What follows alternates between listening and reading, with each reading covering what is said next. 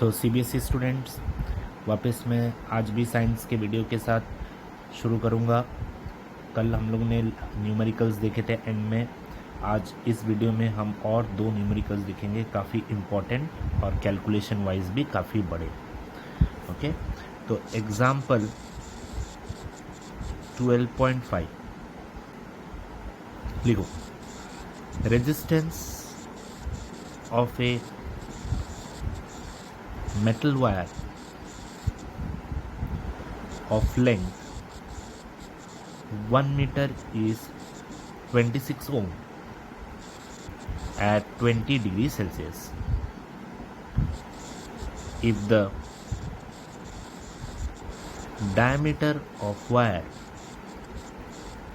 is 0.3 millimeter,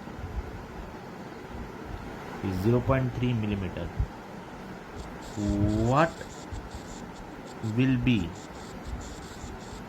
the resistivity of the metal at that temperature?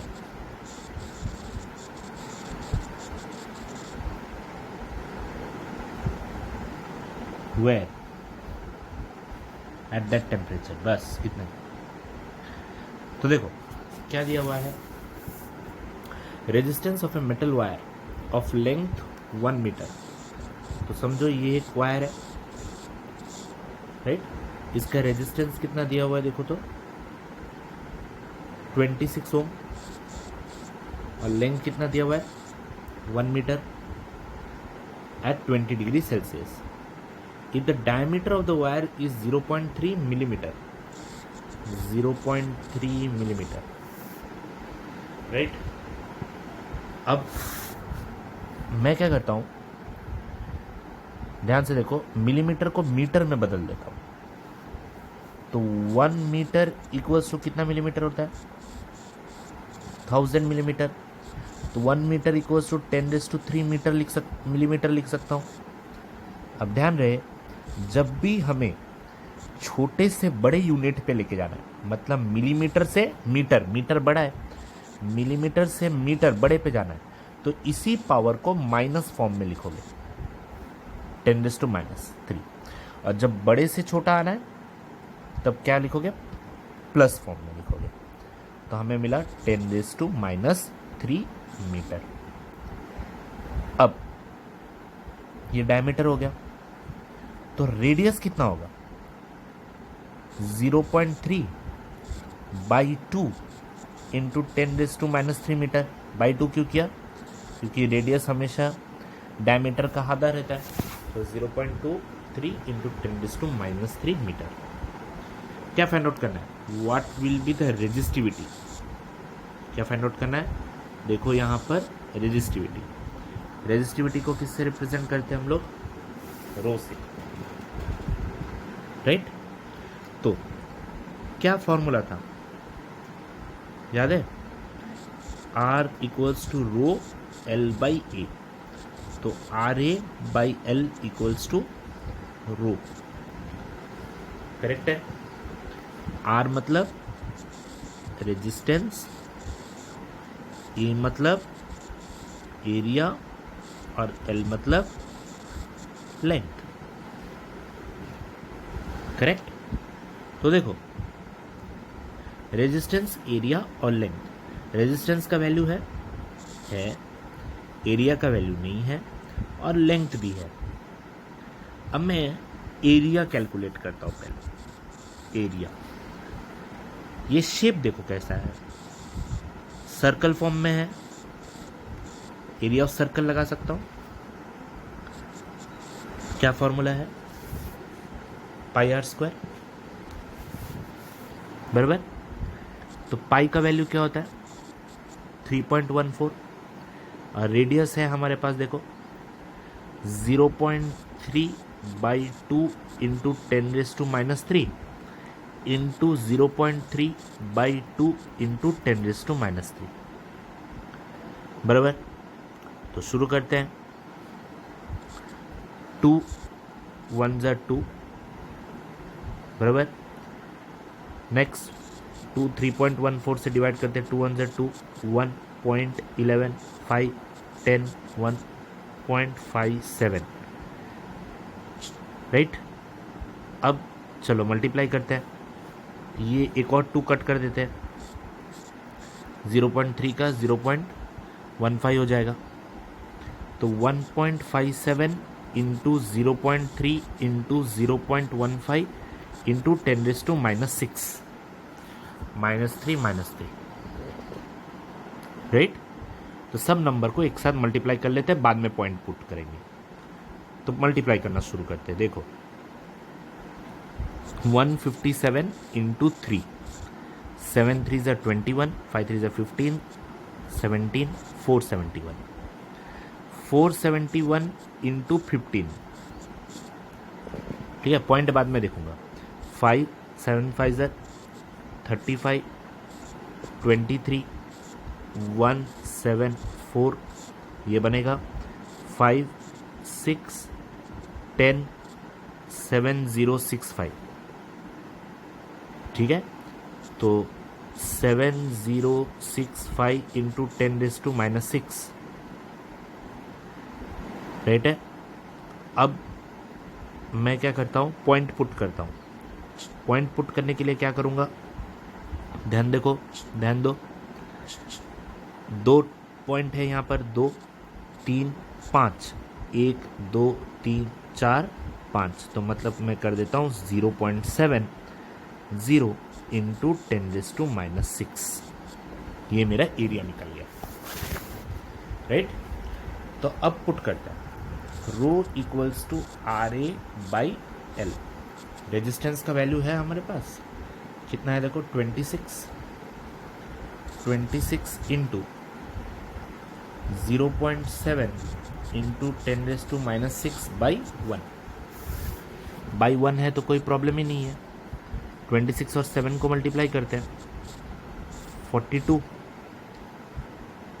18 बराबर, और point की वजह से एक घर, 18.2 इंटू 10⁻⁻6 ओहम मीटर। लेकिन फिजिक्स में मैंने क्या बोला था, आंसर किसके बीच में रहना चाहिए, 0 to 10 के बीच में, ये लॉ है, और आंसर 18.2 है। तो हम लोग क्या करते हैं, पॉइंट को इधर शिफ्ट करते हैं, लेफ्ट साइड शिफ्ट करेंगे तो ये वैल्यू हमारा क्या हो जाएगा, चेंज होगा।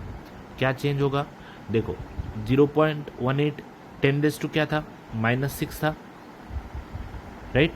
तो हम लोग क्या करेंगे, इसको एक घर इधर शिफ्ट किए तो हमारा बन जाएगा 10⁻⁻7 ओहम मीटर। क्लियर, समझा क्या किया मैंने, आई होप सबको समझ में आया। तो 1.82 इंटू 10⁻⁻7 ओहम मीटर, ये हमारा रेजिस्टिविटी का वैल्यू।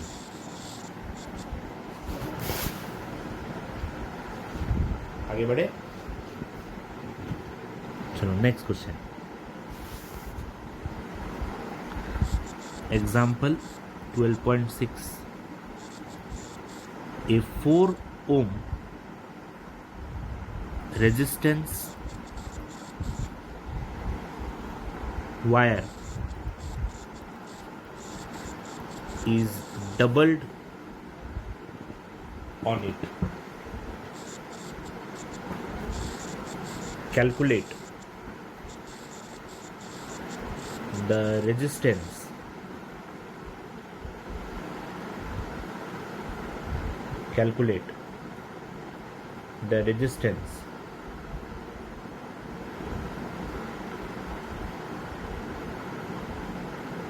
सॉरी, क्वेश्चन में थोड़ा गड़बड़ हुआ, हाँ, रेजिस्टेंस ऑफ न्यू वायर नहीं बराबर चल रहा है, न्यू वायर, बस ए 4 ohm resistance wire is doubled on it, calculate the new resistance of the wire, new resistance of wire.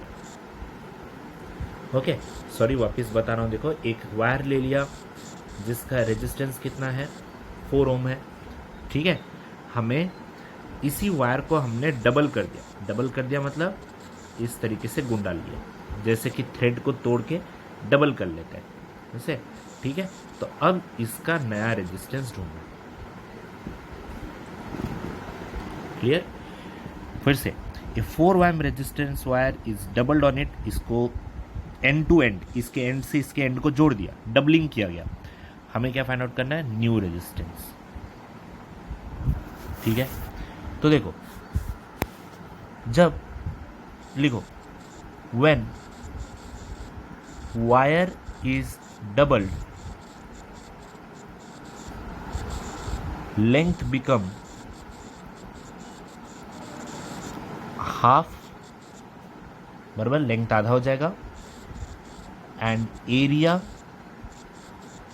Becomes double, area बढ़ जाएगा, बराबर ना, एरिया बढ़ गया, लेंथ आधा हो गया। तो लिखो we know old wire, new wire, R equals to rho L by A R1, ठीक है, और समझो ये R2 equals to rho L by 2/2A, समझा ना, डबलिंग करने के बाद, after doubling. This is equation number 2, this is equation number 1।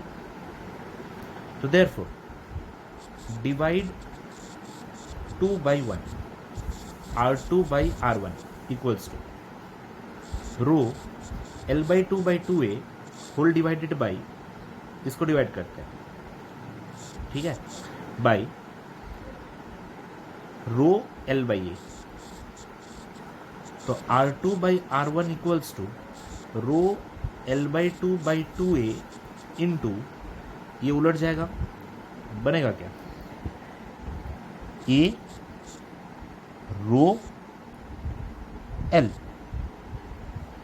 तो ये A और ये A कैंसल, राइट, रो और L कैंसल, तो R2/R1 इक्वल्स टू 1/2/2, तो R2/R1 इक्वल्स टू 1/4, तो R2 equals to R1/4 new resistance. पहले वाले का क्या था? 4/4 ओल्ड वायर का दिया हुआ है ना रेजिस्टेंस हमारे पास, ये देखो ओल्ड वायर, ये ओल्ड वायर था हमारा, इसका रेजिस्टेंस दिया हुआ है 4 ओम, तो 4 ओम/4 ohm R2 equals to 1 ohm, final resistance of new wire. Clear everyone? I hope तुम्हें ये दो न्यूमेरिकल समझ में आए, ठीक है। बाकी के फैक्टर्स हम नेक्स्ट वीडियो में देखते हैं। Thank you everyone.